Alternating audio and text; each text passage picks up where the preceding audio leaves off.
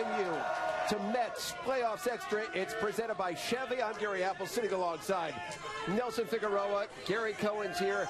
Keith Hernandez here as well. A lot to get to over the course of our next hour or so. Plenty of post-game reaction from inside the ballpark. And so let's begin with the Mets falling behind 3-0 in this game, top of the second inning, and then they bounce back and they get 4 in the bottom of the inning. What did it tell you about the way they responded as quickly as they did? It told you that what Terry told these guys about concentrating on beating them on the field, that mattered more than anything.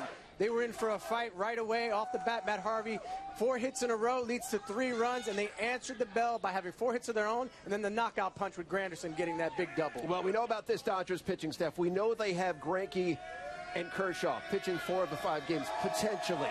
And so this was the game, it would seem, guys, with Harvey on the mound, facing Anderson, you really needed to win. And you know what? Matt Harvey was not at his best tonight, and yet the Mets were able to overcome that and put together their best offensive game ever in the postseason. They had never scored 13 runs in a postseason game before.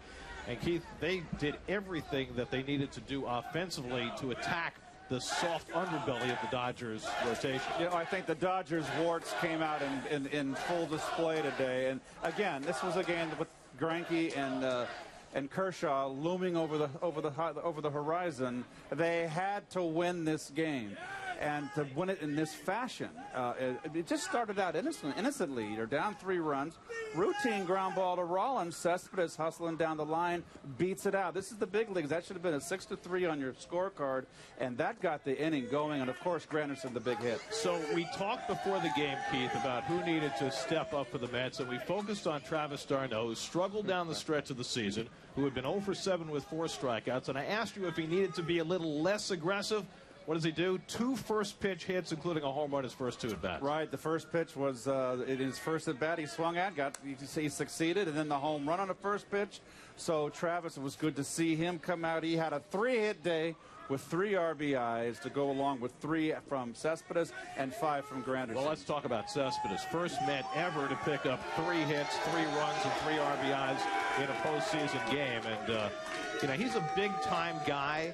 And his 3-run homer kind of put the Mets over the top in this game. And the way the crowd reacted to him, I thought, was just spectacular. He had not had a big power run late in the season after that huge run that he had late August, early September. But the home run in Game 2 and now this one as well. Well, this was the one that put the game out of reach. Well, but it kind of gave the padding that the Mets needed and kind of knocked the starch out of the Dodgers. And this was very reminiscent of what we saw when the Mets made their run in October, actually when they picked him up, August and September. He got all the big hits at the right time and home runs, and this obviously was the one the Mets just seemed to follow right after him. You know, he had 3 hits in this game, and you mentioned the infield hit that he beat out that got the whole thing started in the second. But even in the 9th inning, or in the 8th inning, with a 9-run lead, he's still hustling down to first base looking for that 4th hit. Well, I know he just played another heck of a ball game, and from the Mets' point of view, and you Met fans out there,